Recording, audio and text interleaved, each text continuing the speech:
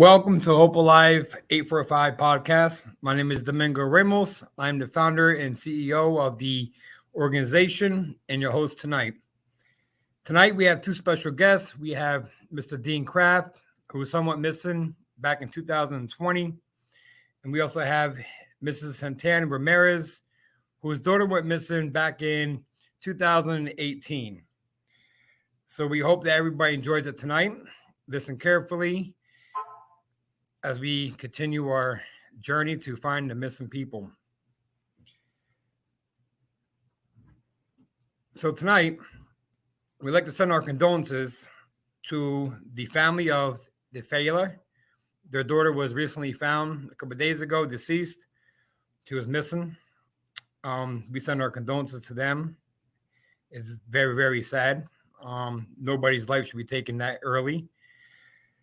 So we are working on a new case. Jocelyn Baldwin, she's 17 years old. She went missing on 9/27/2021 from Middletown, New York. We are currently trying to track her down and find her. We've been speaking to the mom back and forth. If anybody has any kind of information, please contact us at 846-0442, or in the daytime, call us at 845-707-4124. On a good note, 3 missing cases that we were involved with, they have been found. They found alive. We are very happy and we wish them the best of luck. We are currently still working on a few others.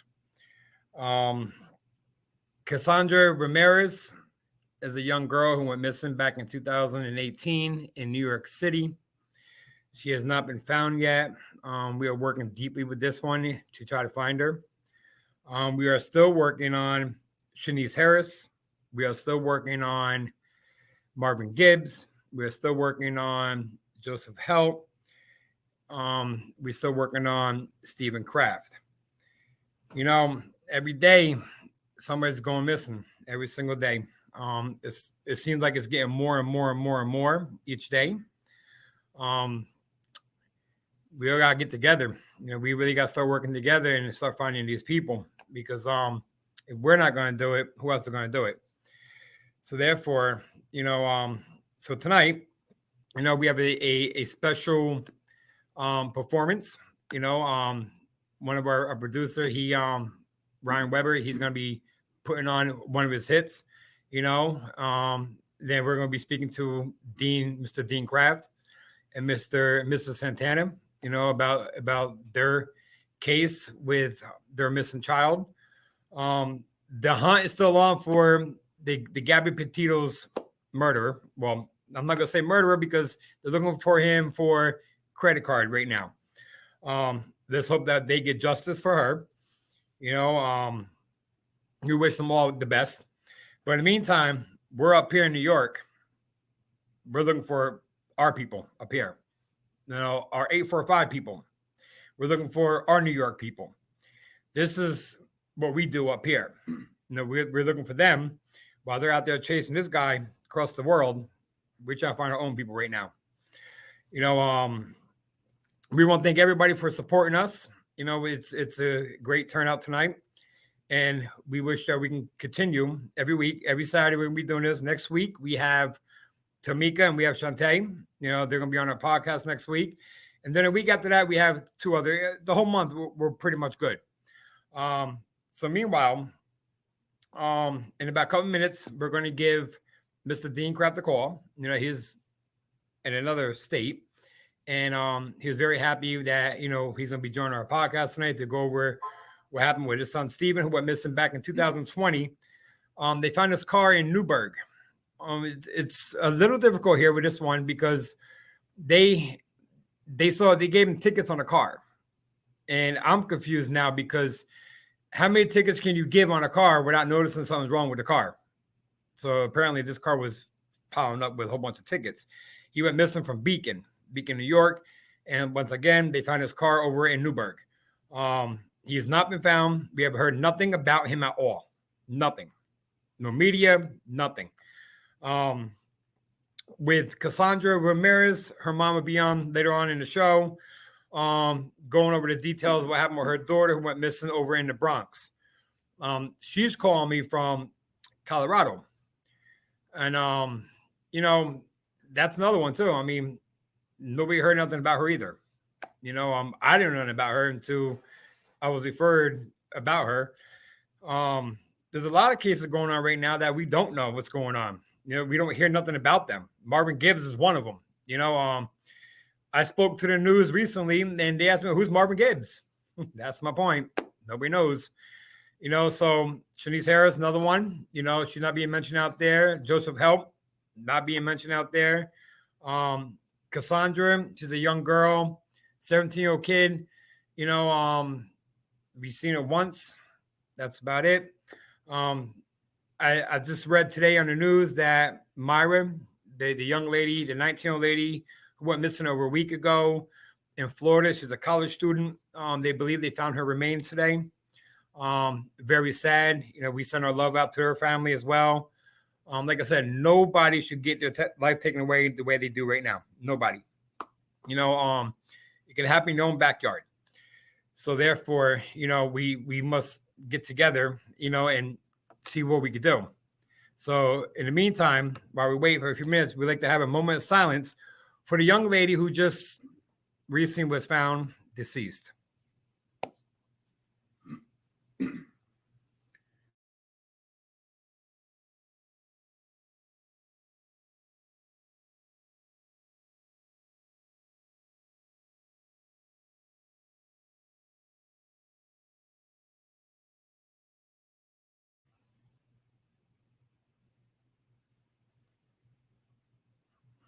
We thank you for the moment of silence.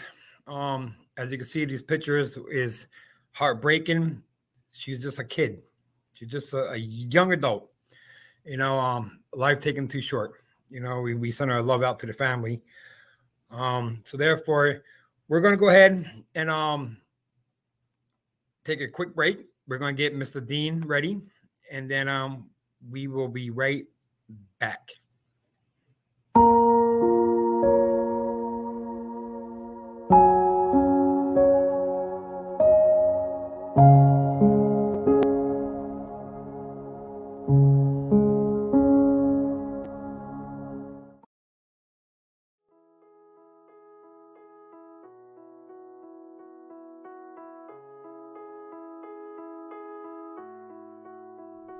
Where'd you go? I miss you so. Seems like it's been forever that you've been gone.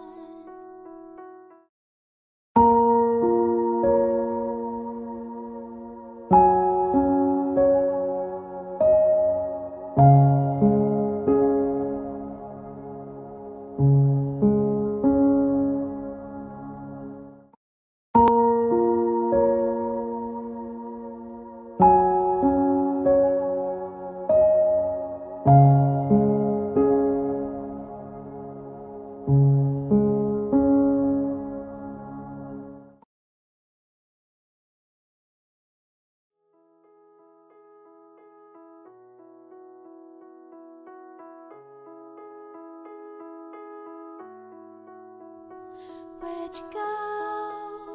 I miss you so. Seems like it's been forever that you've been gone. Okay, we are back. Now it's time to let me introduce you, Mr. Dean Kraft. His son went missing back in 2020, Stephen Kraft.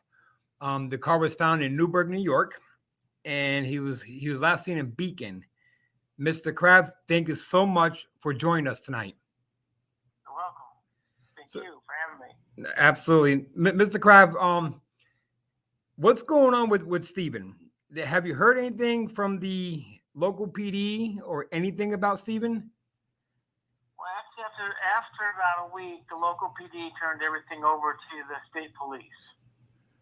And the state police have a team working on it. Good. Well, at least that's a good thing right now.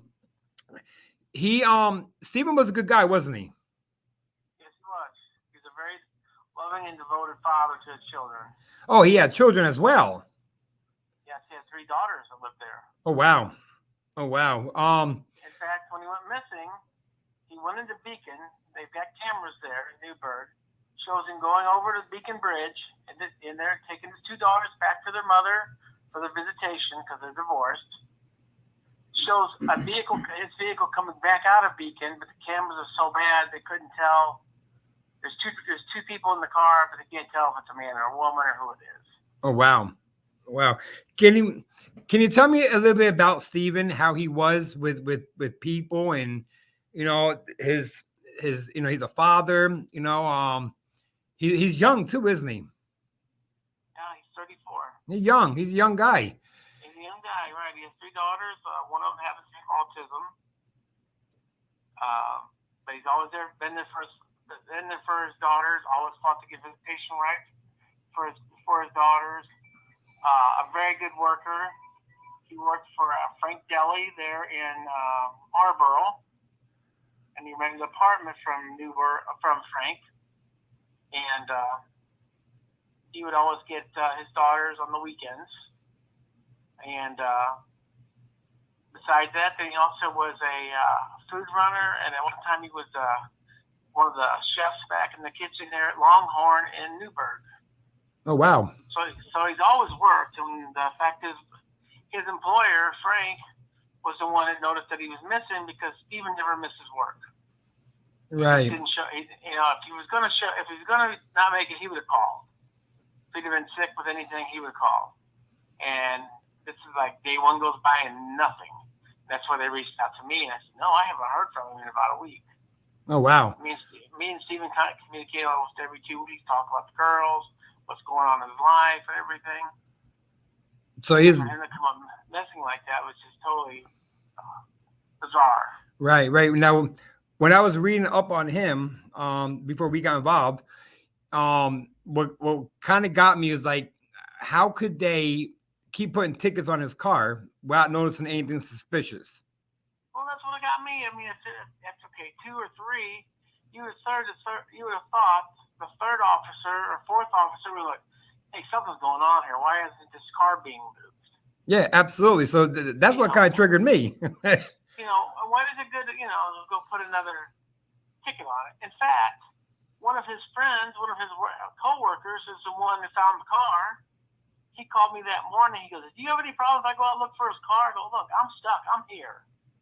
COVID was, gearing up then in April when he went missing. And I said, man, whatever you can do, I greatly appreciate it. It wasn't 4 hours later. He goes, I found the car. Oh, wow. Send me a picture of it, and I verified, yep, that's his car. We called the police and everything, and that was when that's when the Marlboro police were still involved with it. Did they take the car? Pardon me? Did they take the car for kind of, no? No, they moved it to their lot, and the state police got involved, and they took it to their lot and ran fingerprints and everything else on the car. Geez, well, so what can you tell the public how they can help in anything to find your son, Stephen? I hope on your podcast you can show a picture of him. Yep, we will. I'm sure he has not changed any. Stephen has a great sense of humor. If he's out there anywhere, I know he's working. If he's out there, he's got to be working somewhere. And or somebody's got him, or I try to stay positive. I pray every night, but it's an awful long time, a year and so many months for somebody to be holding captive for some reason. And what would be the point of that? Yeah, absolutely. I don't understand that all. And then why somebody would hurt him, I don't know that either, because he was not into drugs by any means, or any of that kind of bad stuff. He might drink a Long Island iced tea every once in a blue moon. He wasn't a drinker. He didn't smoke pot. He just didn't do any kind of drugs whatsoever. Right. Well, he looked like a decent guy. He definitely looked like a decent guy when I saw a picture of him. Yeah. So, but like I said, everybody's everybody's heart. I mean, everybody at Longhorns, they put posters out for him, and then Frank Stelly's been wonderful about it, and nothing's came up about it. Well, we are definitely pushing it out there right now. Answers got to be answered. You know, we have to find somebody to bring him home. You know, so but we're going. Somebody's got to know something, because he just didn't just wander off on himself. He would never leave his 2 daughters behind. Right. There's absolutely no way. Well, we definitely going to keep pushing it. We're actually going to put up a little video of Stephen right now, you know, so our viewers can see who we were looking for, you know, who they can contact, you know. So we're going to put that up right now. So.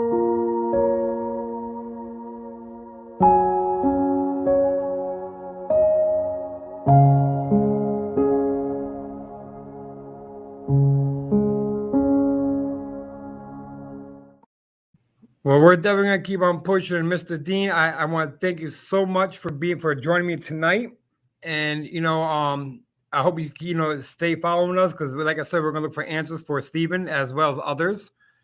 You know, any information that we get, we will contact you first, because that's how we like to go, and then we'll just go from there. I appreciate it. Yeah, well, thank you very much for your time tonight, and we'll definitely keep in touch. Thank you very much. Thank you. What you guys are doing. Thank you. No problem. All right. Yeah, bye-bye. So that was Mr. Kraft. You know, as you heard, his son's a very nice kid, a very nice guy. You know, he's a father, you know, of little girls. You know, wasn't into no drugs. You know, he worked all. He was a worker. You know, but how can just somebody just up and disappear, just like that? How? You know, you have to ask yourself how. You know, just like with the other cases we have going on right now. You know, how they just get up and then they just disappear. You know, Cassandra, you know, the new case we're working on, you know, up and disappeared. You know, Cassandra, I mean, it just, they up and disappear. You know, but this is where community gets together. You know, we have to join forces together. You know, this is how we're gonna make a difference, you know, in missing people's lives. You know, the family wants answers. They want answers. They want answers because there's a difference between closure and justice. So, you know, I mean, you have to really understand what's going on, because closure is when somebody's brought home, alive or deceased. Their families can bury their loved one. That's closure. Once we get closure, then we go on to justice. You know, this is how it works. You know, but the families, they shouldn't be have to waiting so long to get closure or answers. You know, I noticed this past week, you know, because I like to watch the news, when all of a sudden so many people is being found now, just out of nowhere. You know, but my question is, why weren't they found before that? Why weren't they found before that? Why did they have to take a nationwide exposure to find somebody? They shouldn't be that way. They should have been found a long time ago. This is how it is. You know, I'm going to speak my mind. I'm going to be straightforward with everybody. You know, it should not have to take that long to find somebody. And it should not have to take that long to let one person nationwide be exposed out there for everybody else to start stepping up. It shouldn't be that way. They should immediately jump on everybody's case. Every missing person lives matter. As simple as that. So therefore, we're gonna let's see what we got coming up. We have Miss Santana coming up in about 25 minutes. You know, does anybody have any questions that they want to talk about just for a couple minutes while we get Mr. Ryan Weber all set up? Because he's gonna be performing. I mean, his is gonna be coming. He's a part of you know, the Hope Alive situation. You know, he's gonna be sharing something special with you guys. So anybody want to say anything up in the air, or while we wait until we get Miss Santana on the phone?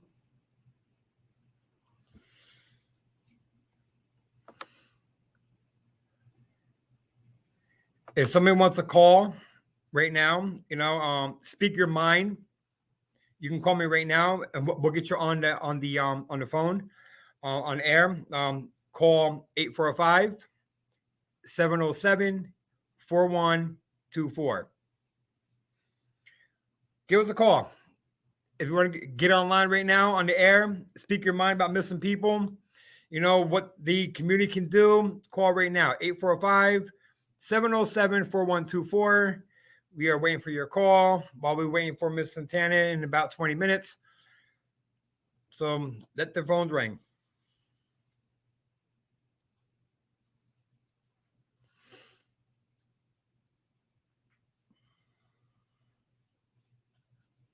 So while we wait to see if everybody calls, we are very happy that everybody is joining us tonight. Our second podcast that we're doing, and it's looking really good for us. We're happy that everybody joining us. We got a phone call. Let's see who it is. Hope Alive 845.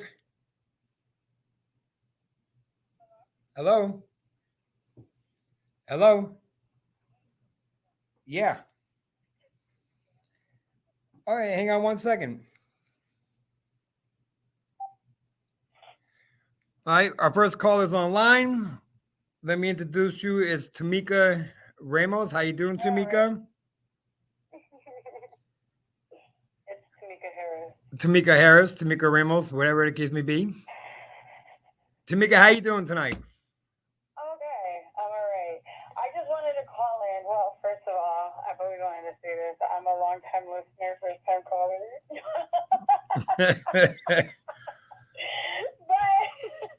But anyway, I'm actually calling because I wanted to comment off your last comment. You said to get closure. And I don't know. I feel like closure might be the wrong word. I feel like, when you're dealing with the realm of missing people, I think we've all experienced, a loss in our lives that we couldn't really recover from. So I don't think it would be closure as opposed to just moving on. You know what I mean? Giving you that a little bit of hope, that little bit of faith back into humanity. Because when you deal with missing people, when you deal with the side of dealing with a missing person, there becomes a loss of hope. There becomes a loss of faith in humanity. Like you don't really trust people anymore. And what it does is it restores that little bit of trust in humanity that helps you move forward. Right? Not necessarily move on or close the door. Right. So it's funny because me and my mom talk about this all the time. When you deal with those missing people, when you deal with when you have to deal and live with those things day in, day out, it's like reliving the same day over and over and over again. And after a while, it's like you begin to dissociate. You begin to deal with all those mental things that come along, and you're trapped in grief because you don't know what your triggers are going to be.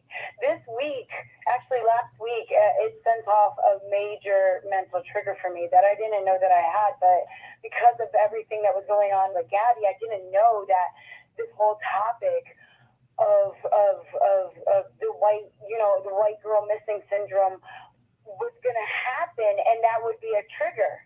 It's literally something that me and my mom spoke of. Now, being that we are biracial, we never said it was a racial issue, but we did say a few times that if Shanice was a pretty little white girl, she would have been found by now. Right. Now, for the viewers that don't know who Tamika Harris is, Tamika Harris is the sister of Shanice Harris, who went missing back in May 29, 2017. She has not been found yet.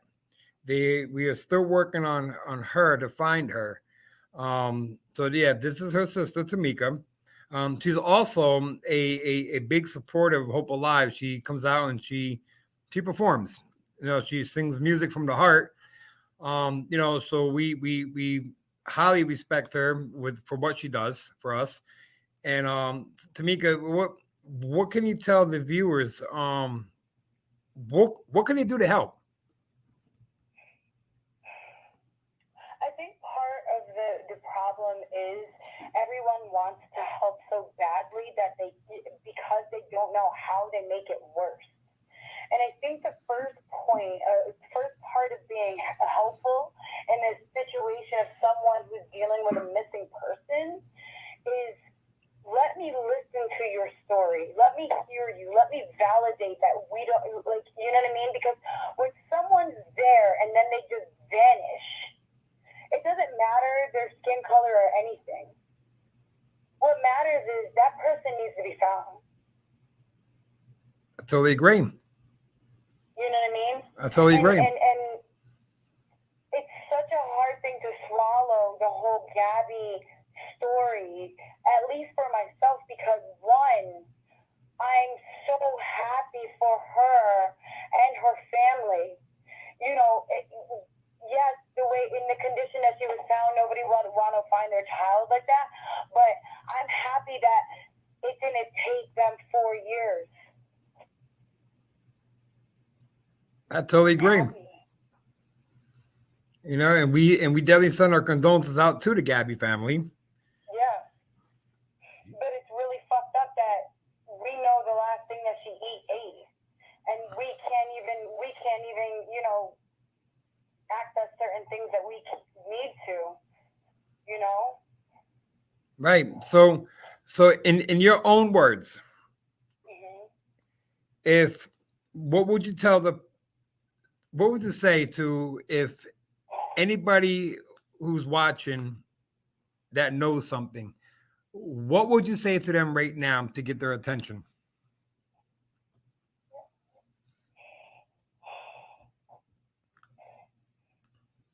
Domingo, that's a hard question because I'm gonna be really honest with you right now. It's 4 years since my sister went missing. I don't think that there's anything that I can say that would get their attention. Or what? Because it takes a different type of person to stay quiet this long. Yes, I've you know. You understand what I'm saying? Yeah. This is not something that we're normally dealing with. This is not a normal, like, there's nothing that you can say that my mom probably hasn't already said to get his attention, to get her attention, whoever's attention. Right. Nope. I totally understand that. And you know what I'm saying? Right. And that's why you know, since day one, you know, I've been with you and your family. You know, I've grown a big bond with you guys. You know, I see every day with the pain every day. Mm-hmm. I see the hurt every single day. You know, it needs attention. It needs attention. And Shanice needs to be found. She needs to be found. It's as simple as that. Yeah, I agree. She needs to be found. You know, and it's gonna happen. You know, and it's gonna happen. You know, we just hope that it happens sooner than later. Yeah. You know, because it's the waiting. I think if nobody's ever experienced it, it's just the waiting. That's the worst part of it because you don't know. You don't know. You're right. They're alive, and if they're alive, what condition are they in? But then if they're deceased, like, will we ever find them? And if we do find them, again, what condition will they be in? Right. Would we have enough evidence to prosecute? You know what I mean? There's so many questions come with so many different areas in this. It's so complicated, and I think that we need to start respecting its complexity and supporting those people who are going through this. No, I totally agree. And understanding that we don't understand it all. You know what I mean? Right.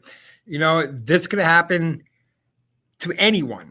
Exactly. You know, this is gonna happen right in your backyard.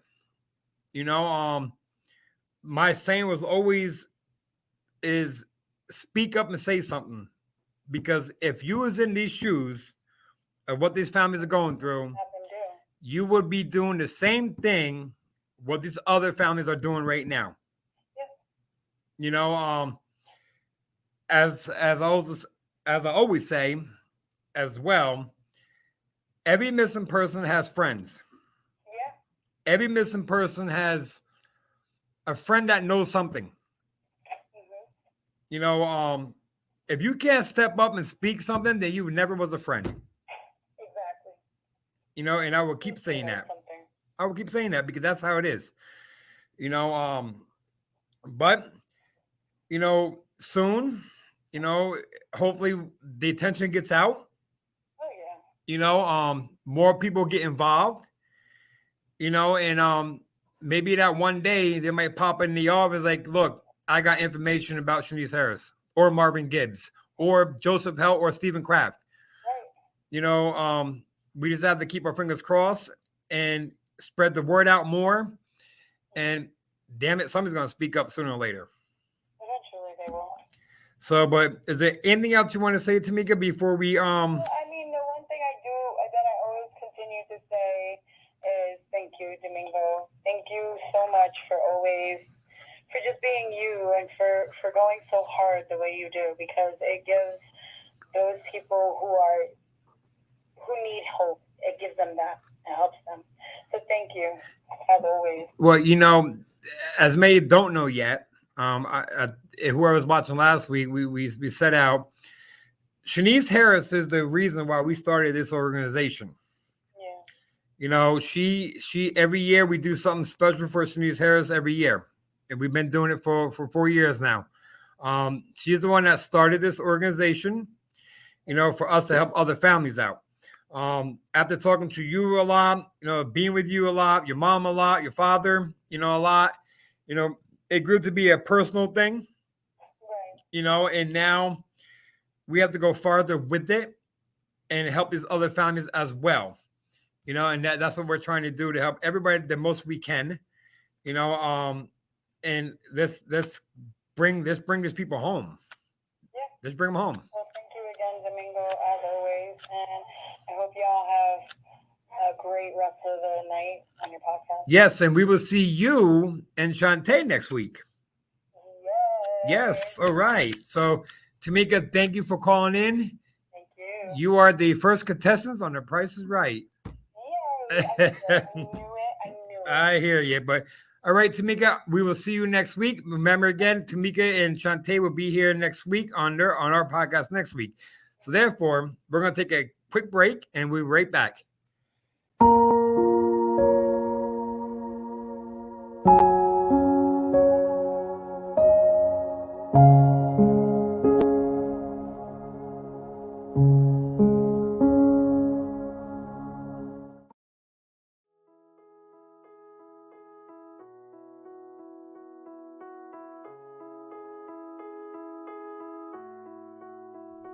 Where'd you go? I miss you so. Seems like it's been forever that you've been gone.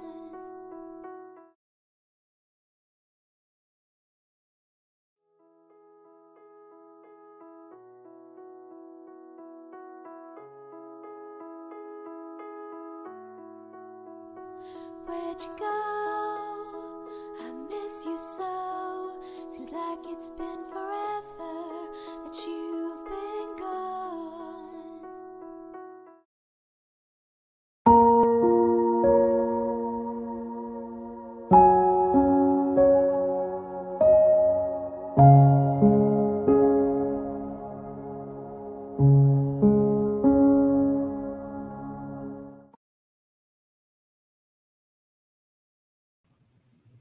Okay, we are back.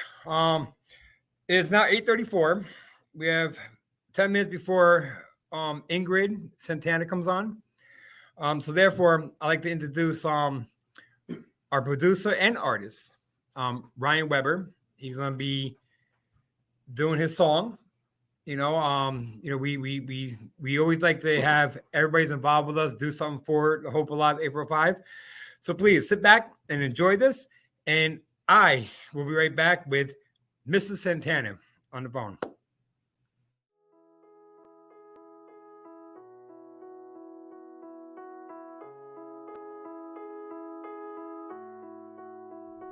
Where'd you go? I miss you so. Seems like it's been forever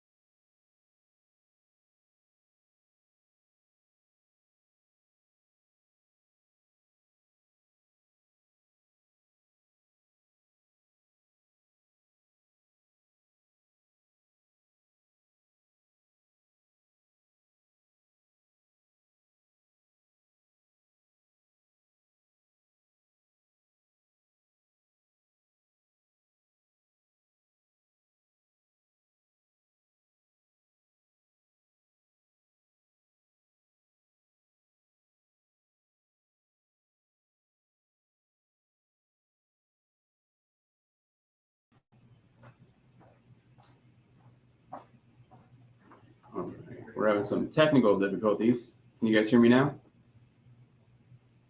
No sound. We will be right back for a moment.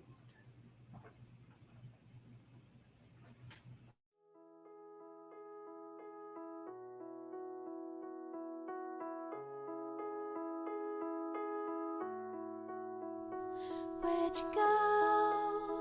I miss you so.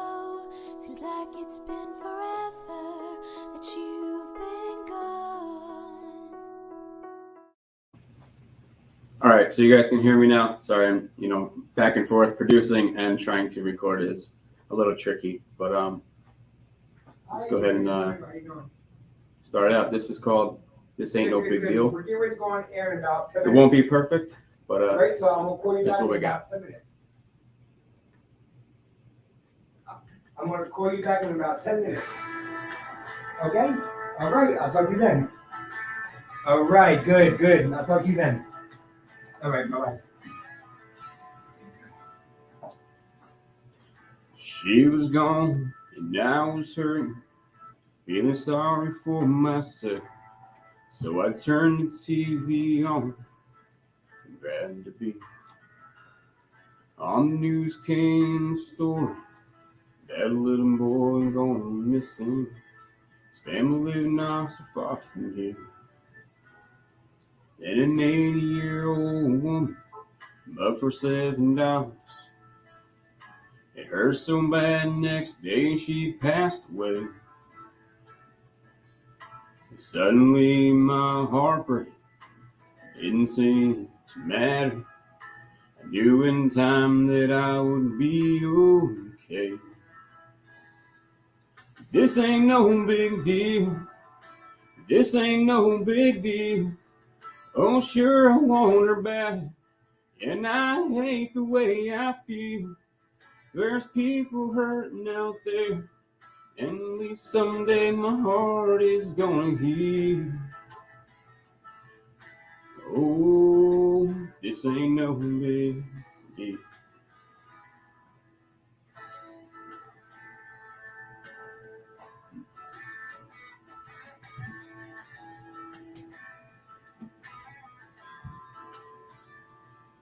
Didn't want to be alone.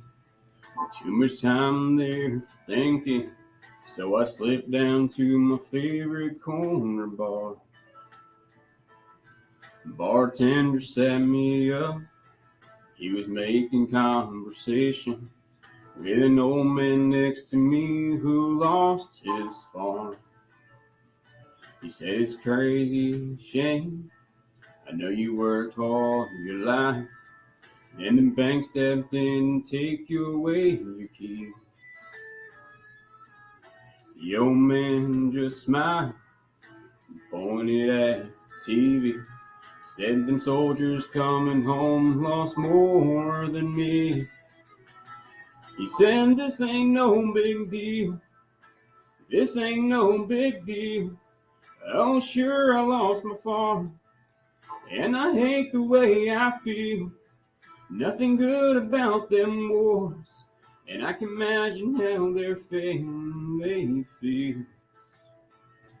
Oh, this ain't no big deal."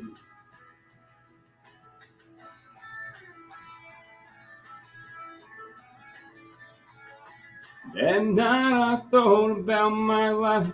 My troubles all seemed small. Remembering the one who had the biggest price of all. This ain't no big deal. Mine ain't no big deal.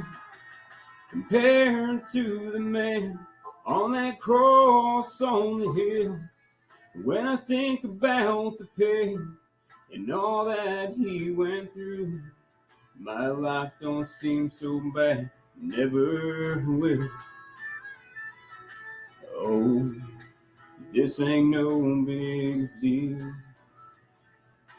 No, this ain't no big deal.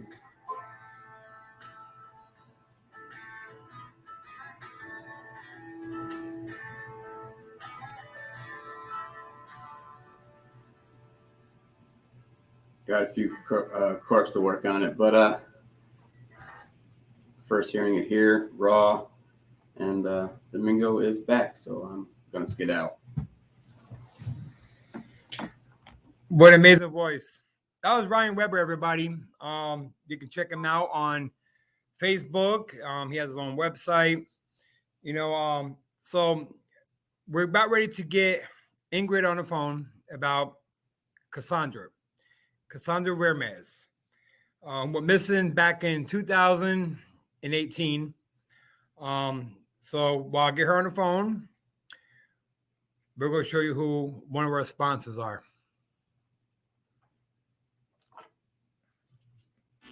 Today's episode is sponsored by Steve's Music Center. That's Steve's Music Center at 248 Rock Hill Drive, Rock Hill, New York. Stop in and see Steve or give Steve a call at 845-796-3616. You can even shop online at stevesmusiccenter.net, a full music retailer that specializes in boutique guitar effects and replace and pickup. Again, give Steve a call at 845-796-3616.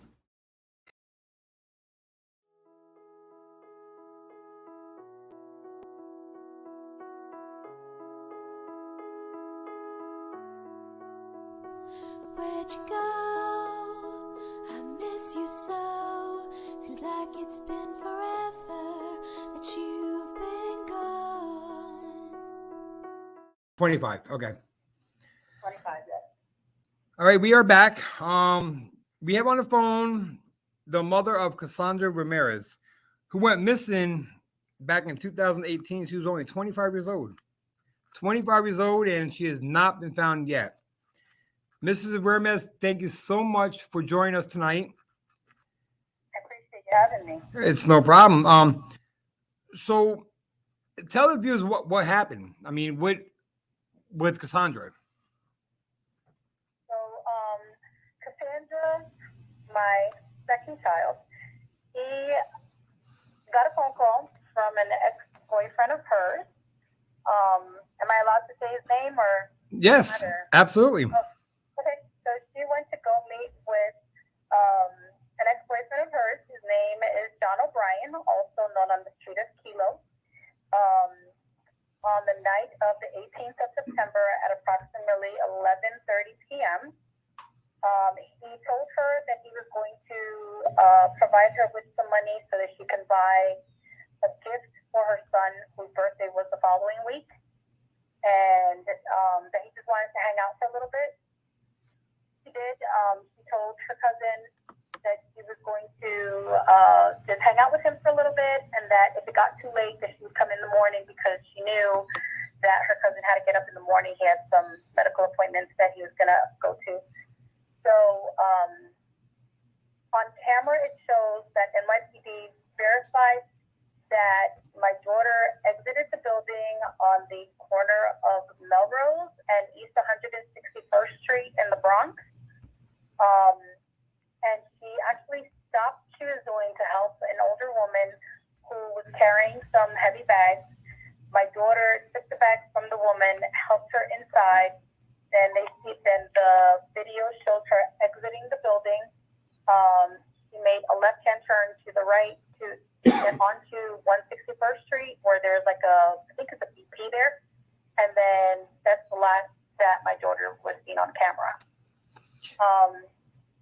In the early morning of the 19th, he was texting her cousin's mom, who was living in Florida, and she was telling her aunt that she felt that something was off, that he was acting a little bit more erratic than usual, and that she didn't feel very comfortable.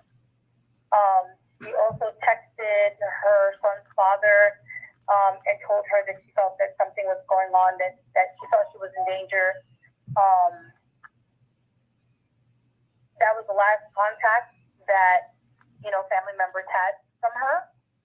And I was called on the 21st at night, and I was told, when was the last time you heard from Cassie? And I was like, what do you mean? I just saw her a couple of days ago.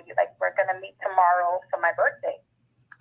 And I was actually in the hospital at that evening, and I had texted Cassie because Cassie knew I wasn't feeling well. And she told me, she said, Mom, I really would prefer that my little sister not be in the hospital with you. She's a germaphobe. And so she was like, I really don't want her to be in the hospital. So if you do go to the hospital, let me know, and I'll either come meet you, I'll come pick her up, or I'll even stay with you if you want, but at least she's not by herself. So, and that's actually what I did. When the call came in that Cassie was missing, I actually thought it was Cassie that was calling to tell me she got to the hospital. The last thing in the world that I expected was to get a call saying, hey, when was the last time you spoke to Cassie? And so that night I left the hospital. I was at the precinct early morning asking the police department, please help me. My daughter's missing. And they're like, well, how do you know she's missing? But, she's an adult.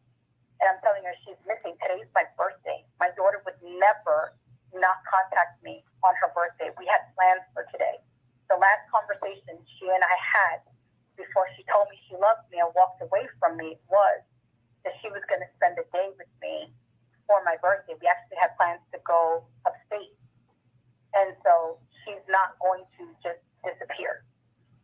And so the police department, it took hours of me there insisting that she was missing in order for them to take me serious. I think, in all honesty, the only reason that they took the case was to get me out of their hair, because I think they got tired of me harassing them, begging them, pleading with them. They saw that I was telling them, I still had the armbands from the hospital. Look, I just came out of the hospital, like, please, my daughter wouldn't do this to me. And they, I had a lieutenant come and tell me, if your daughter were male, or if she were a minor, or if she were not Latina, they would give her more. They would give her more credit. They would actually seek her out. I then spoke with two female officers, and they asked me about Cassandra's work, what she was doing. And I told them, I said, she started a new job. They said, well, there you go. Maybe she's at this new job. We're going to send people over there. They sent people to the location. They said she never reported it. Then they said that they actually were waiting for her for the day or so. And they were like, we had to terminate her because she was a no call, no show. And I told the detectives, are you understanding that these people are saying that my daughter has not showed up? She would not do this. Please just take my daughter's case. My daughter is not missing of her own accord. The last information I got from her, she felt she was in danger. And so they were just treating it like, oh, it's just, she's an adult. It took a long time for them to actually even sit and actually have a conversation with me.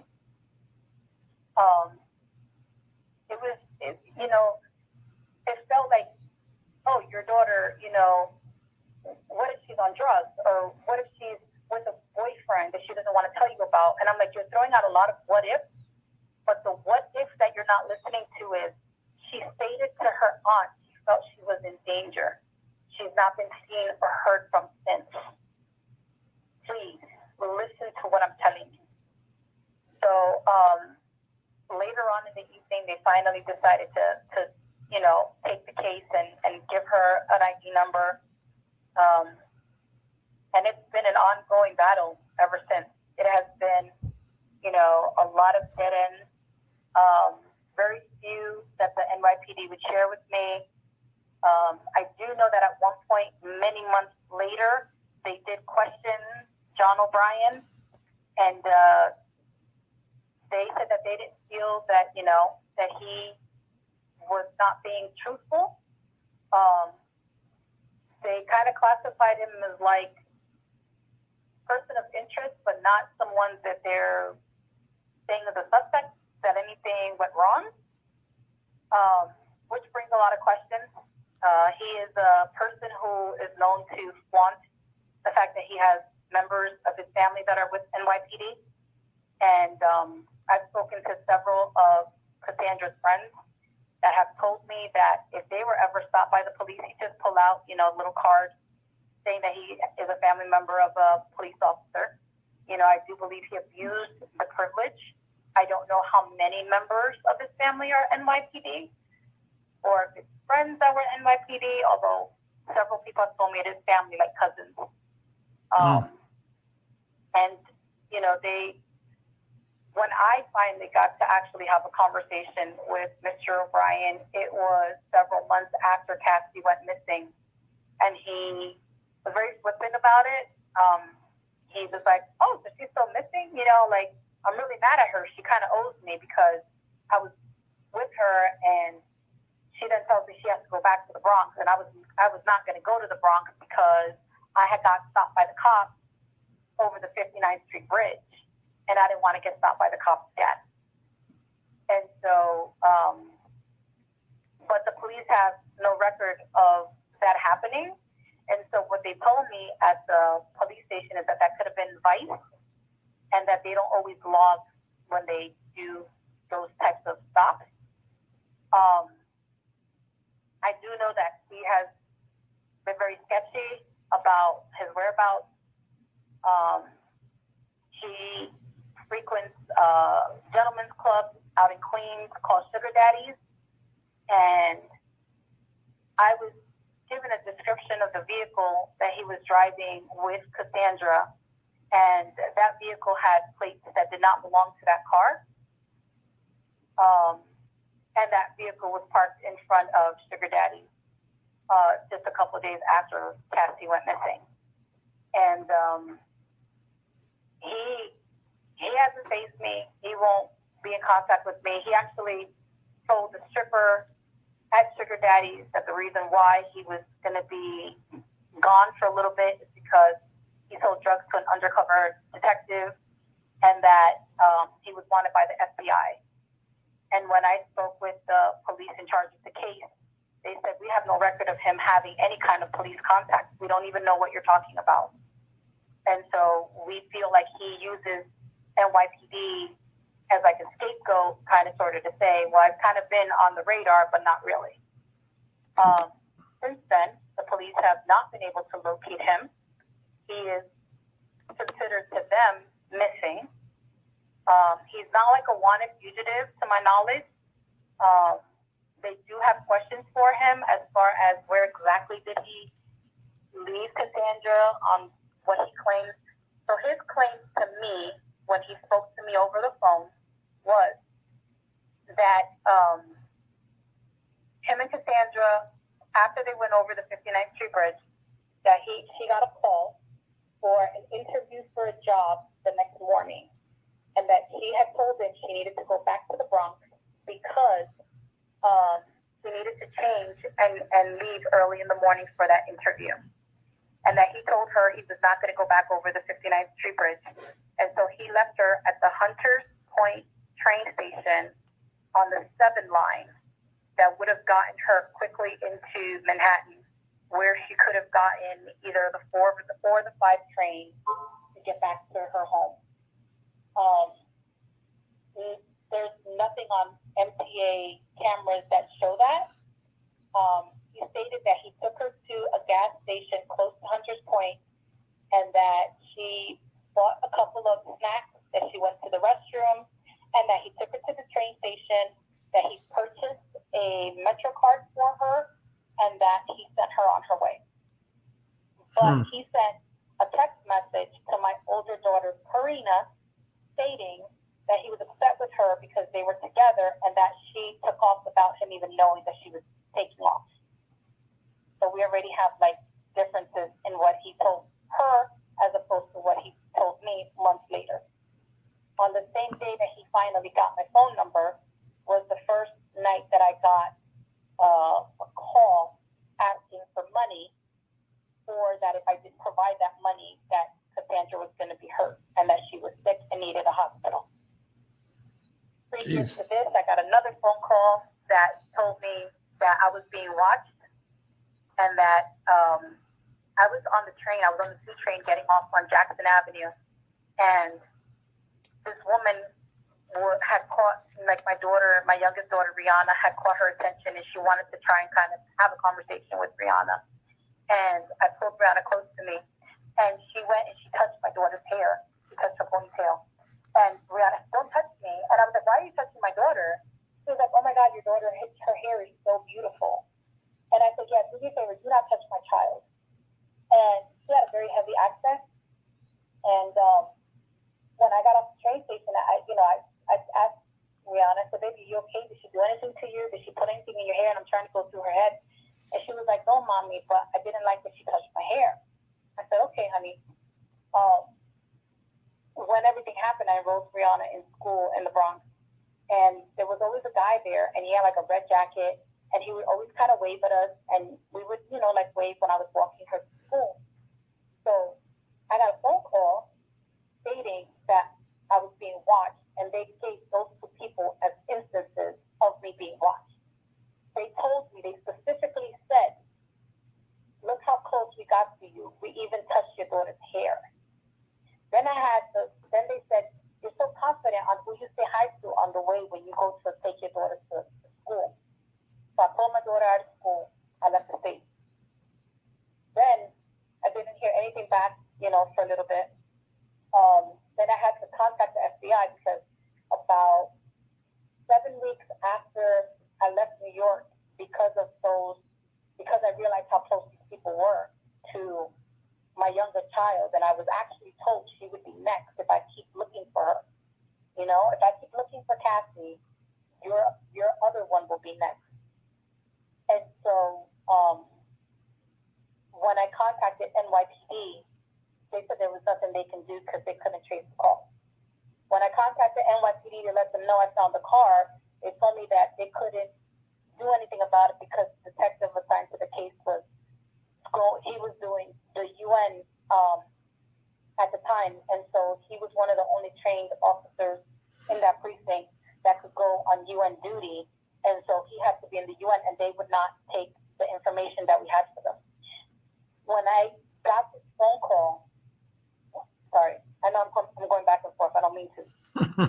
When I spoke to John O'Brien, that the police gave me his phone number after months of not giving me his phone number. When I spoke to him, that was the day that I got that phone call about Cassie being sick and that she was chained up somewhere in some barn or something, and that if I didn't send the money, that they were not going to let her go. And then I contacted the FBI for the second time, and it's crazy because, I'm a firm believer in God. I don't believe in coincidence. The person that answered my phone call that night, she's the same person that I spoke to months before when my daughter went missing. She said, I remember your daughter's case. I remember you telling me about her. What's going on now? And I told them about, this man texting me. I'm assuming it's a man. I don't know. But the police, so I contacted the police, local police department. I contacted the FBI, and they said that the people that were contacting me, they were doing so through a computer system, and that it was being channeled from one place to another, and that they would never be able to find where these phone calls and these text messages were coming through. They said it's probably a scam. It's probably somebody that saw your daughter's case, and that they're just trying to get money from you. Don't let them rile you up. So she went missing in 2018. We are now in 2021. Have they even contacted you about anything, any updates or anything? The funny thing is that they'll ask me if I know anything new. They tell me we haven't heard anything, we haven't seen anything, we don't know anything. The very few times that I found a witness that saw my daughter with John O'Brien after the date that they classified her missing, and the text was like, oh, I kind of forgot that happened when we had him and we were questioning him. Otherwise, we would have had different questions for him. Or they'll say, Miss Santana, we're gonna reach out to you to find out, have you heard anything? Has she contacted you? No, she hasn't. I call you guys. You guys don't call me. Then, so we did have something that was, again, I don't believe in coincidence. There was the person John O'Brien, contacted Karina, and that was on June 10th of 2021, and he said he needed to speak to Karina, and that what he needed to tell her was important, but that he couldn't tell her over the phone, over by text. So Karina told him, well, I'm going to be in the city. She was not in the city at the time. She said, I'm going to be in the city next week. How about we meet up then? And he was like, yeah, because I really got to talk to you. I got to get something off my chest. At 4 o'clock in the morning, he was shot 4 times in the back. Now, what happened with his case, I don't know. But what I do know is that I believe with everything in me that he had answers to a lot of questions that I have. And I believe that he does have a confidant. And I believe that this person also knows what may be going on with Cassie, but out of fear will not tell me.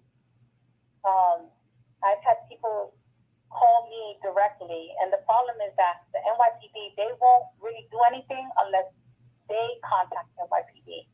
And people are afraid to contact NYPD. They don't want to get involved. They don't want to be under, the eye of NYPD.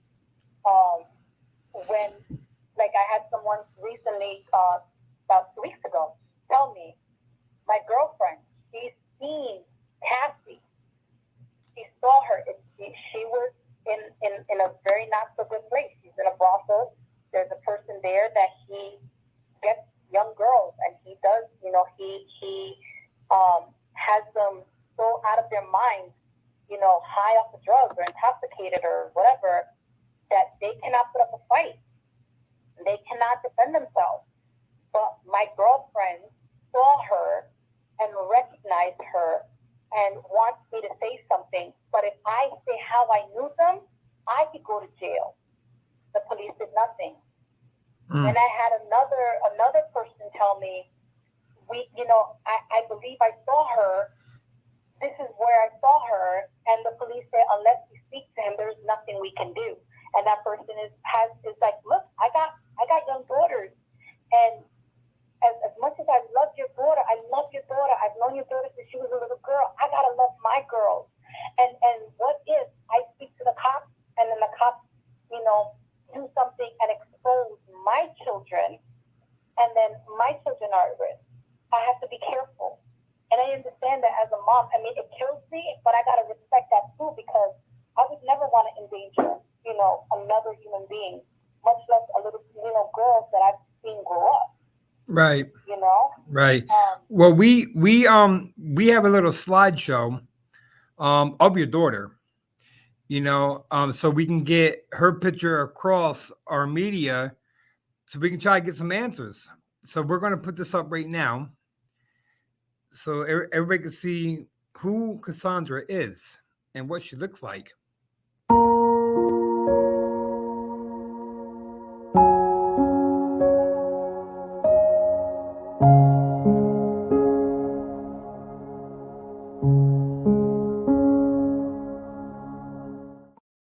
And she had a lot of heartache as well, and that heartache changed her. Right. That heartache she went through, made her doubt herself. I remember one of the conversations that she and I had in the months leading up to her disappearance. She was attacked by a childhood friend, and that childhood friend actually posted and was putting on video what he did to my daughter, and my daughter spoke up, and he went to jail. Right now, that guy is walking free because Cassie wasn't even there to even, go to court or anything, Right. He spent several months in jail for the attack that he perpetrated on my daughter, and now he's out there running free. And she told me, she said, I feel like this. The only thing I'm good for is to satisfy a male. Like, I don't feel like I'm good for anything because I can be the nicest person in the world. I can give my last dollar to help anybody. And the only thing that people see is my body. And Cassie, he was always the type that he likes to look very pretty, very beautiful, and her pictures are amazing. And at the same time, because it was pictures. Because when you were up close, face to face with my daughter, she was the shyest person you would ever see.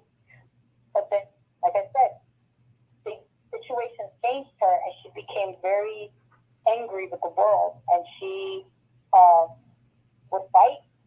Like, she wouldn't hold anything back. Like, it's like everything she had bottled up, all of a sudden she was like this little, I don't know, she's fiery, and she wouldn't back down from anybody, which is why I'm saying, if something happened to my daughter did not go down without a fight. Right. So with all of our viewers, before we let you go, is there anything that you want to tell the viewers right now, what they can do to help you and help us find your daughter Cassandra? I would like for anyone that can see her picture to just please post them. You know, the media has not been good at all in showing what's been going on. Our women of color are going through significant numbers. They're so high of women missing, women of color. These are our Latinas, our mulattoes, our women, and they're going unnoticed. And we have situations where we have, women that are Caucasian, and like I was hearing after Cassie went missing about that young woman over in England, British, and we were exploiting it all over our media out here. And it's not to knock any type of person, any race, and any ethnicity, because I don't want to do that. Every woman deserves to feel safe. Every woman to be able to go out without having to look over her shoulders and be in fear. Every woman has the right to be able to enjoy what life has to offer without not knowing if they're going to come home. Families need to be able to know where their loved ones are. And it's important to me as a Puerto Rican mother to say, you know what, Puerto Rico, come on, levántense, get up, realize these are our women. I've had people tell me, I'm afraid to talk to you because what happened to you is so difficult. I don't want that shadow to knock on my door. And you don't know how alone it is, but there's no title for what happens to a mother that is hurting and that is suffering and struggling. That girl, my baby, my Cassie, he has a little boy who probably won't even recognize her if he was to see her, because it's been 3 years. He was a little boy. He deserves a mom. He deserves to be able to be reunited with her. He deserves. If my daughter is out there somewhere, he deserves to be able to come home. He deserves to know that she has value, that she's a person, that she's cherished. She is loved, and she is important. She's an important member of society. Regardless of what was going on in her life, she is a person. She is a woman. Cassandra Ramirez was my daughter, but she's so much more. And she deserves the same amount of attention as any other person out there that's broadcast throughout all 50 states, Puerto Rico, the Dominican Republic. Like, she needs to have her face out there. We need to come together as a family. We need to come out there and all unite. It takes a village to raise a child. And you know what? It's going to take a whole community to find not only my daughter, but there's so many other girls out there. I'm begging for help. At this point, I'm begging for someone to say, for someone to have the courage to say, I saw your daughter. I saw your little girl. Because you know what? In my eyes, she's my little girl. I don't care if she's, I don't care if she's almost 30. That's okay. She's my little girl. She'll always be that little girl. She'll always be the one I carried in my belly. She'll be the one that I nursed. She's the one that, when I was injured in a car accident. I almost died. And she's the one that nursed me back to health when it should have been the other way around. She's the one that she would take the glass out of my hands months after my accident. But she would wash my hair because I was so incapacitated. She's the one that helped me to walk again. This is who Cassie is. She's so much more than just like the little bit that people talk about her. Well, we're going to do our best to get the word out to find Cassandra. Every missing person needs to be found. And this is why we are pushing it. You're very welcome. And Miss Santana, I want to thank you so much for allowing us to talk to you tonight. It means a lot to us and to the people out there who's watching this. And hopefully we get the word out more. And let's bring Cassie home. I appreciate that.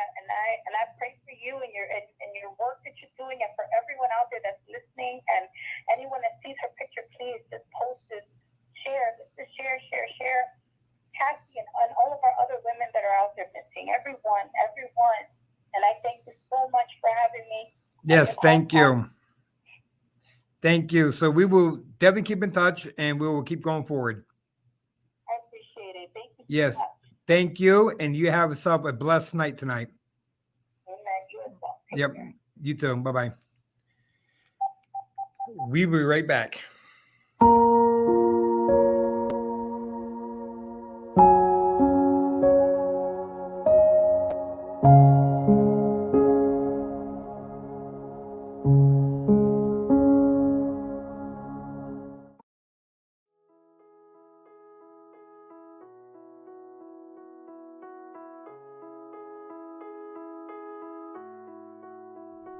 Where'd you go? I miss you so. Seems like it's been forever that you've been gone.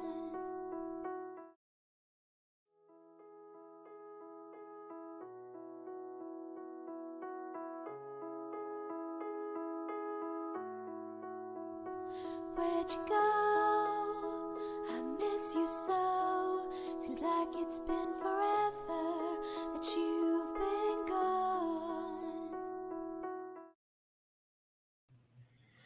Okay. That was Mrs. Santana, a mother who is begging to find her daughter. No mother, no father should beg. Nobody should beg. You know, it's very touching when you speak to the families when you got somebody missing. You know, I mean, the community, you know, we, the community, we have to speak up. You know, we got families out there that's begging to have their loved one home. You know, it's sad. It's I mean, it's just heartbreaking. You know, I spoke to so many families in the last 2 months, you know, about their loved one missing. You know, I take it personal. I really do, because I got a daughter too. You know, I have kids too. You know, and I put myself in their shoes. What would I do? You know, what would I do if somebody took my kid? You know, to be honest, don't need a National Guard to hold me back. They're my kids. You know, it's Cassandra Ramirez from the Bronx, a beautiful young lady, you know, whose mother is out there trying to find her daughter, you know, and our law enforcement need to start working together with us. They need to stop waiting, oh, well, wait 48 hours, 24 hours. We need change, and we need it now. You know, it's up to the community to support us to make this change. We have to make change now, because if we don't, there's going to be many more going missing, and many more they're going to keep on telling you, oh, well, 48 hours. No, 24 hours is long enough. Too long. You know, if they can't work with us with time change, then they need to work with us, period. You know, if somebody, like example, if somebody goes into a police department and says, I want to file a missing report, and then they tell them, oh, well, 24 hours. Let them tell them, come to us. Let us start it now. If we could start it now, it'd be a lot better. We're already ready. We're already out there looking. So when the 24 hours does come, we already started already. We already got a file built up already. Let's make moves. You know, we shouldn't have to depend on one person to make nationwide, when we all missing people should make nationwide coverage. Everybody.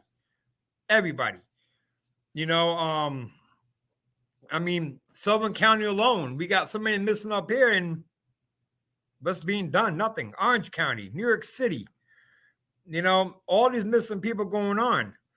You know, Stephen Kraft, you know, it's 2020, you know, and answers need to be answered. I mean, there's no point of waiting for them to give you answers. You know, I mean, these young ladies, these young women, you know, they have a whole life ahead of them. They should not be taken at a young age. They shouldn't be taken at all. You know, the young lady who we got involved with was found deceased a couple of days ago. Young lady. Heartbreaking. When I talked to the mom yesterday, I didn't know what to say. It was sad. So, therefore, now we're going to go into our upcoming stuff that we have going on with Hope Alive 845. October 13th. Yes, no, October 16th. We have a Halloween trunk or treat for the kids. You know, we've been stating this a long time ago that we need stuff done for the kids. We need things for the kids. We need to get the kids off the streets. Let's get the kids activities, you know, because if they're on the streets, what happens? They get into some trouble, you know. So October 16th is when we have the trunk or treat over in Fallsburg. If you'd like to be part of that, contact us. It's all free to public. Please come out and join us. And then we start the toy drive. November 1st, we start the toy drive for the families who are struggling. It runs from November 1st to December 15th. Drop-offs can be at our office. We're located at 343 East Broadway, suite number 4 in Monticello, New York. You know, clothes, brand new toys, you know, because the families are struggling. They are struggling out here right now. You know, so we want to help them. Last year we were successful. We brought 150 kids at Christmas last year. It was great. It was wonderful. We're going to do it again. Or if you know a family that is struggling, email us. Email us at hopealive845@gmail.com. Tell us, you know, the family, you know, how many kids they have, you know, and then you can come in, you know, and we see what we can do to help the family out. November 13th, we have connected with Knights of Columbus. You know, it's a fundraiser event. You know, it's a penny social, you know, which is going to be a lot of fun. You know, I've never did one before, but I'm going to have a lot of fun doing this one. I mean, I've never been to one, but this is the first time for me. First time for our crew. You know, we're excited for it. We can't wait for it. That's Saturday, November 13th at the Parish Hall over in Monticello. So we hope you join us for that one. It's going to be a lot of fun. If you wish to donate for that one, please let us know so we can get it on the tables and so we can drop our little tickets in the cups and we got some fun with that. We got some refreshments there, food there. It's going to be fun. We did add one December 11th at Tony Baffa's restaurant in Middletown, New York. We are going to have a Christmas party. You know, it's going to be a lot of fun. Tickets will probably go on sale in November. It's a buffet, you know, so we're looking forward to that one as well.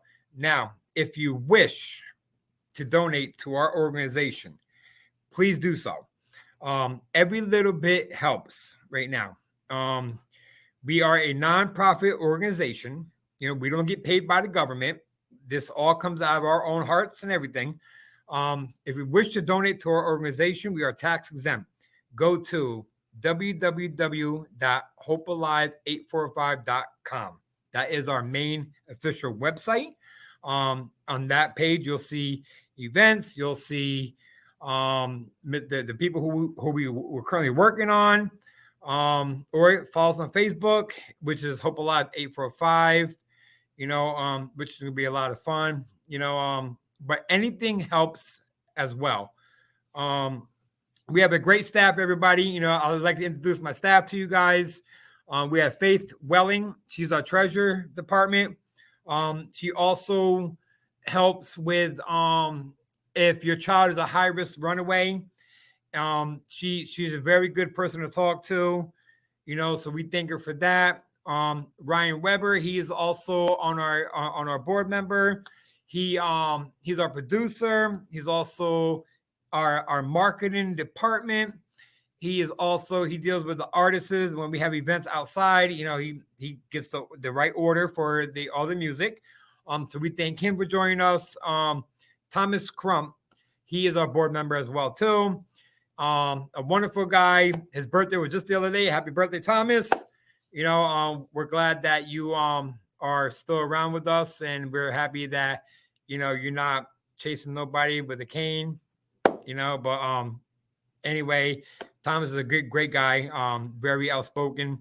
Tamika, she's one of our speakers. She comes out to events. She'll speak out. She's a very good talker. Who else we have on board on staff with us?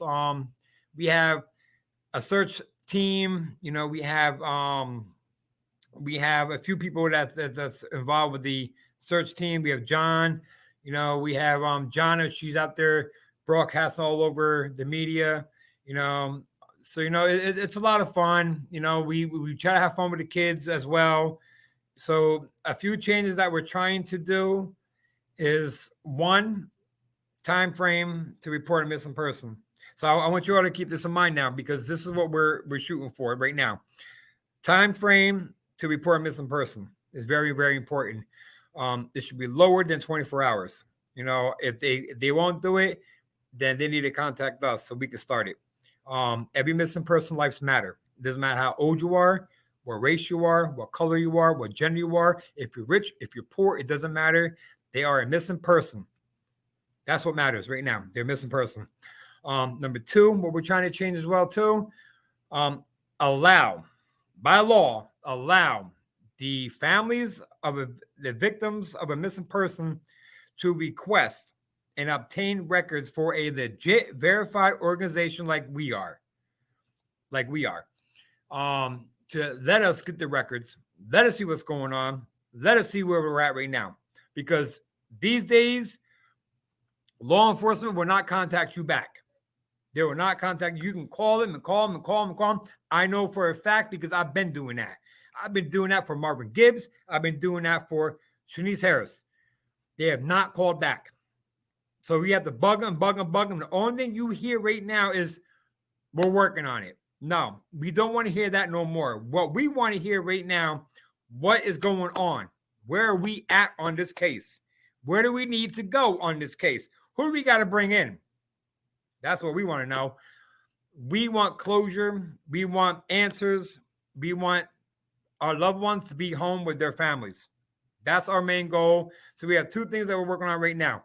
I have written to every single Senate of New York State. For a time change? Do they answer? No, they do not answer. I will call them out right now. They do not answer nobody. But they answer you when they're up for election. They'll answer you when they're re-election. That's what they do. Okay, enough of the bullshit games. Let's get down to business now. We want answers. We want change. And this is what we have to do. So what we need to do is spread the word around. Let's get it going around Sullivan County. Let's get it around Orange County. Let's get it going on the New York City. Let's get it everywhere. New York State, we are a public charity in New York State. We are verified through New York State as a nonprofit organization, and we want answers. So now what we need is from you is support. Support is a big thing for us. Without support, we have nothing. So we're going to keep working around the clock. Our phones are always on. Our office hours is Monday through Saturday. From 10 a.m. to 3 p.m. That's our office.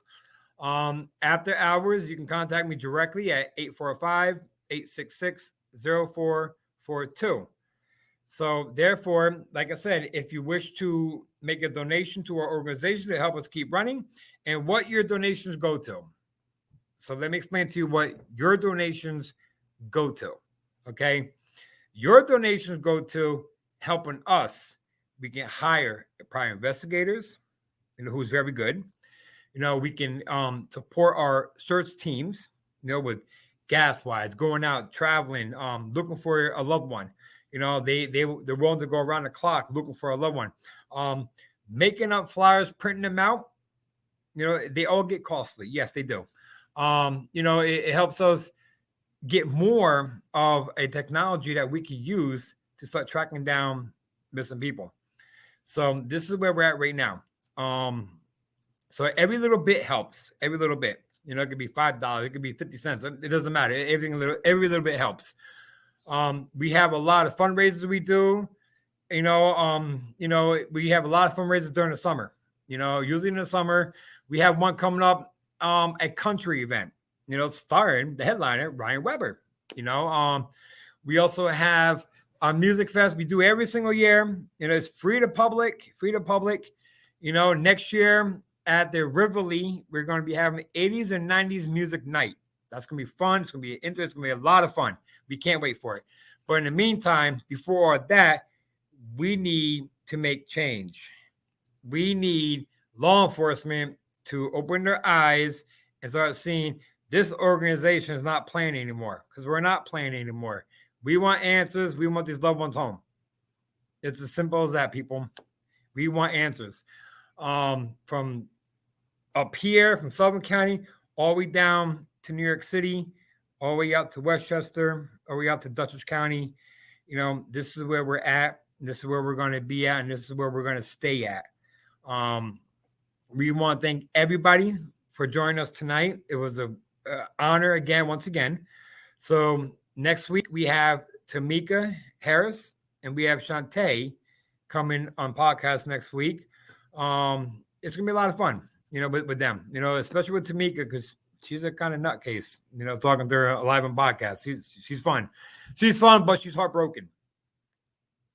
Her sister's been missing for a long time. Just like Cassandra, 3 years now missing. Our new person, Jocelyn Baldwin. Okay, Jocelyn Baldwin is 17 years old. She went missing from Middletown, New York. Let's see here. She has multicolored hair. She is hazel eyes.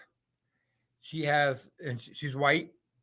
So this shows you it doesn't matter what race you are, what color you are. You're a missing person. This is what we're going to find you. So let me see if you all can see this picture. This is, you have it? All right, this is her. We'll post it up right now so you can take a look.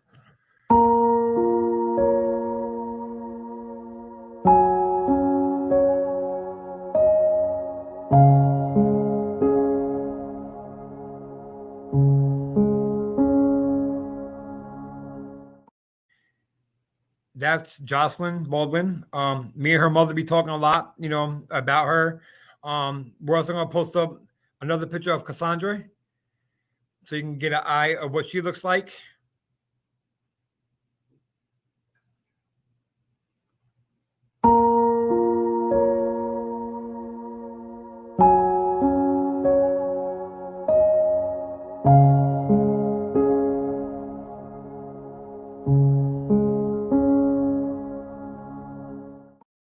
And now we're going to put up another picture of Stephen Kraft so you know what he looks like.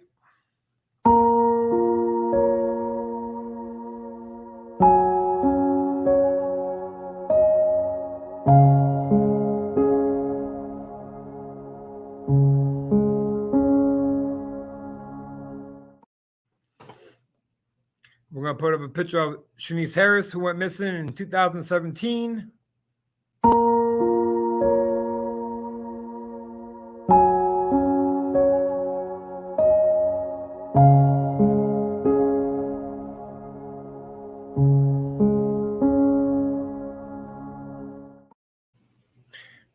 We're going to put a picture up of Joseph Helt, who went missing in Ellenville, New York, back in 1985, I believe.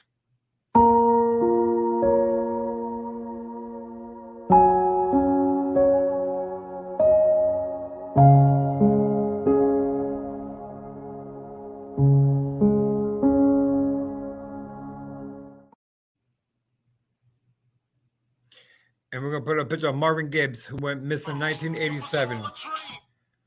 In 1987.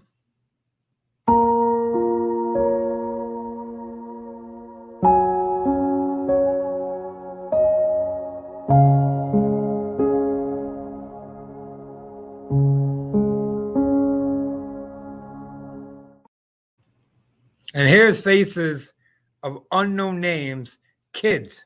These are kids, people, kids that's missing right now.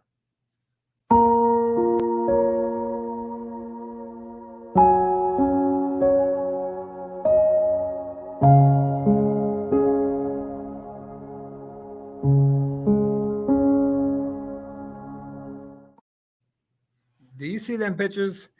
They're babies. They're babies. They're not being exposed out there. They're babies. And yes, Peggy, we will post up the picture from Middletown one more time for you so you can see.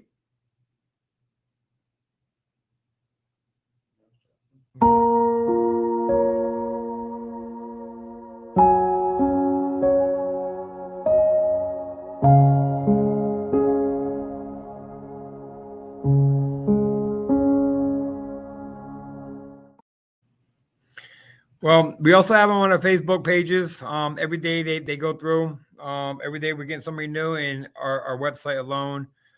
So once again, everybody, we thank you very much for joining us tonight. Will we be back here again next Saturday night at 8 o'clock sharp? Next week we have Tamika Harris and Shantae. They're gonna be joining us. So once again, if you wish to speak to me directly, contact me directly. If you wish to make a donation, please do. Anything helps. Go to our website, www.hopealive845.com. Every little bit helps. We also have a petition on our Facebook page about change. If you haven't signed it, please sign it. We have to reach up to 100. Let's make this change together. This is what we're here for together. So everybody have a good night. Till then, we'll see you next week. God bless.